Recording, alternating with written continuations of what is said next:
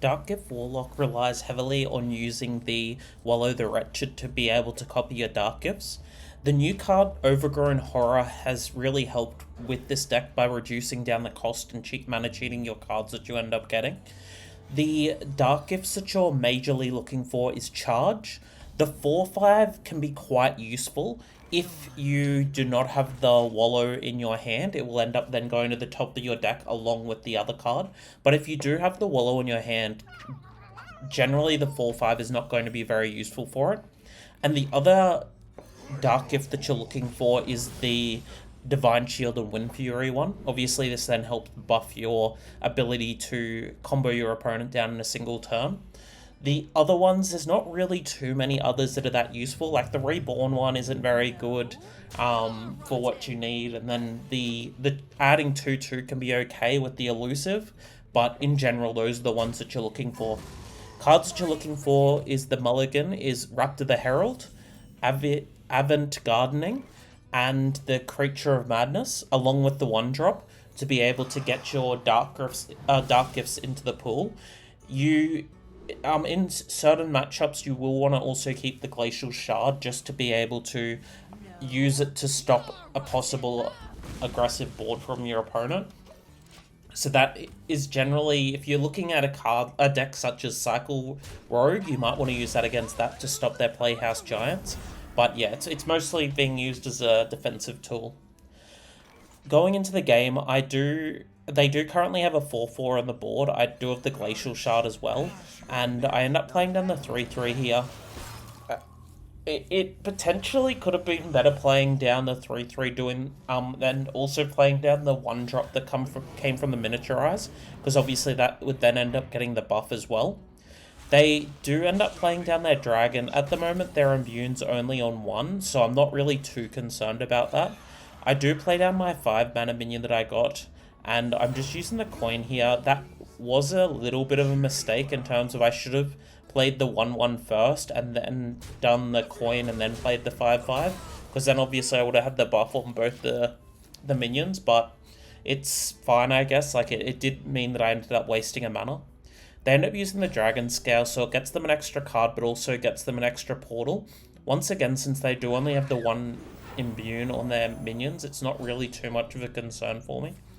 And since I do have the 7/13, the equality does affect it a little bit, but since I did have a decent board, I'm not really too concerned about what came from that. They use the Aegis of Light, and they also play down a bunch of their 1-drops, so they are getting a decent sized board against me. With the Raptors and with the Dark Gifts that I end up getting, this will obviously be quite strong. Of these, I end up choosing this Escape Pod. Like, I did want to grab the 4-drop, but with the Escape Pod, it does mean that I can play it down this turn, but also it is getting me the buffs that I'll need to use to be able to deal with their board that's here. So I trade the 2/2 into the 5/1. It gets the extra buff on both sides, and then I just trade into their minions that are here. It potentially was better putting it in the middle, but it does do a similar sort of job by having it where I did place it. They end up trading into my 5/2, and now it's obviously a 5/5. It keeps its stats because of the fact that it had the Reborn, and then they're using their dragons. They are using their dragon quite aggressively here, which is fine for me. I do have the Gardening here, so I play that down. Since I drew onto the 3-drop, obviously it's quite good for me too. And I end up choosing the Charge minion because of the fact that I do want to be able to deal lethal to my opponent. The other ones are decent as well, but yeah, it's one of those things where it's a tough sort of choice. And I do play down my minion here to be able to get the reduction down onto both of my minions to get the extra buff down. They use their hero power here. It is only still getting 3 cost minions, now 4 cost minions with their extra Drake they played down. So it's not really dealing too much to me. I play down the Raptor here to be able to see what I can end up getting. I do end up hitting the Elusive and also the Divine Shield, and Windfury ones. Since I don't currently have the Windfury, I do end up choosing that one to put onto my Wallow. And then I have the 3/9 to be able to use Charge, and I just go face with that. Just because with the with their minions that are on board, I don't really want to trade. Like, there's not really any effective trade that I could really do there that would benefit me. They play down the Malrones, so they're sitting in a fine position as well. And with the Wild God, it does mean that they end up getting extra health coming back to them, and they're able to clear a decent amount of my board. If they do end up trading, it does mean that they do end up losing a little bit of, they end up losing a bit of their stats coming from it too. And I did also luckily get the Consecration here to be able to deal a lot of damage to them. I use the Consecration here so I can clear most of the minions that are on their board.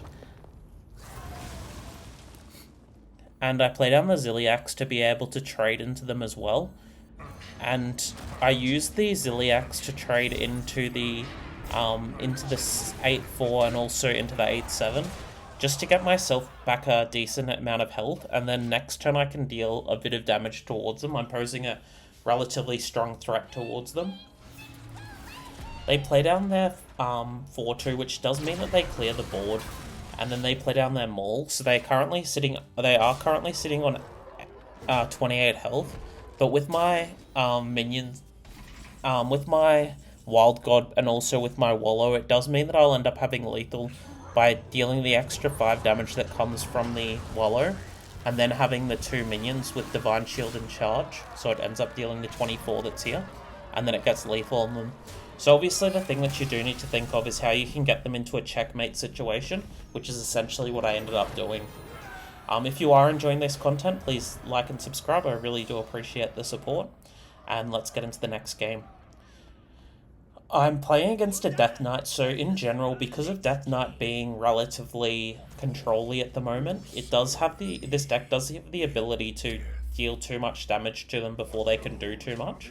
I end up just mulliganing everything except the Creature of Madness to be able to get more Dark Gifts.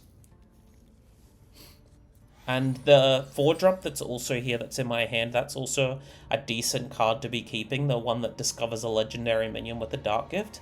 In general, it's going to be relatively strong for you as well.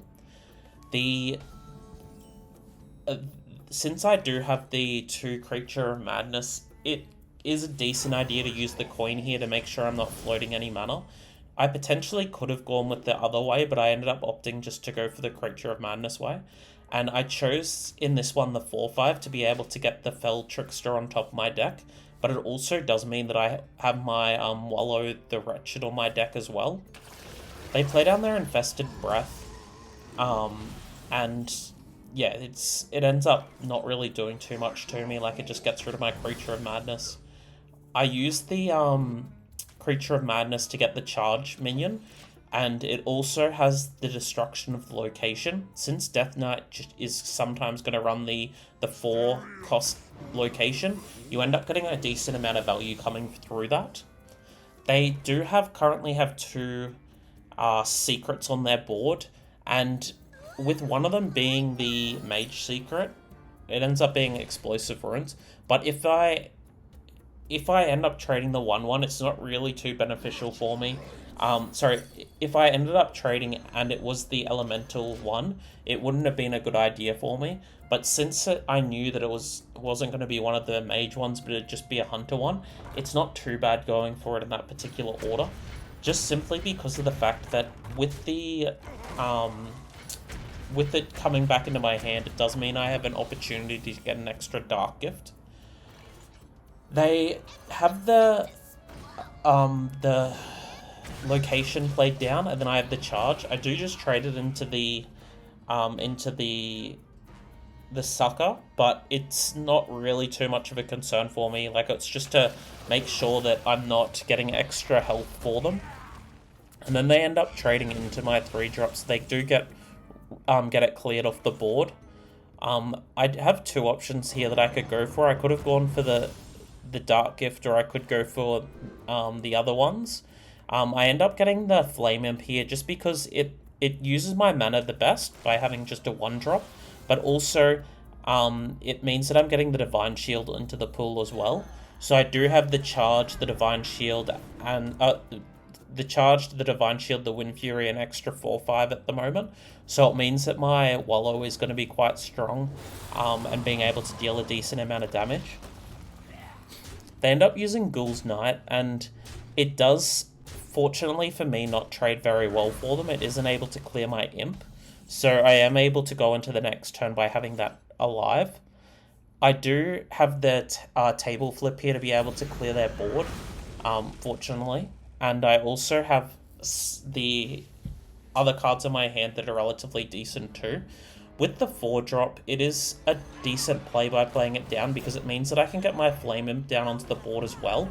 And I can deal some extra damage potentially if they aren't able to clear it. Because of the fact that they had the Ghoul's Knight being used that turn, it did somewhat signal to me that they weren't going to have an easy way to be able to clear the clear the Imp very easily, and they end up using the Corpsicle here onto my minions, onto my face. With the board state that I have at the moment, I do obviously have lethal here with the 2 Windfuries, which is 12 plus the 5, and then also the Wallow. Like, it was clear in my hand that I would have that, so it's a little bit confusing why they didn't potentially play around it. But if you've enjoyed this content, please like and subscribe, and bye for now.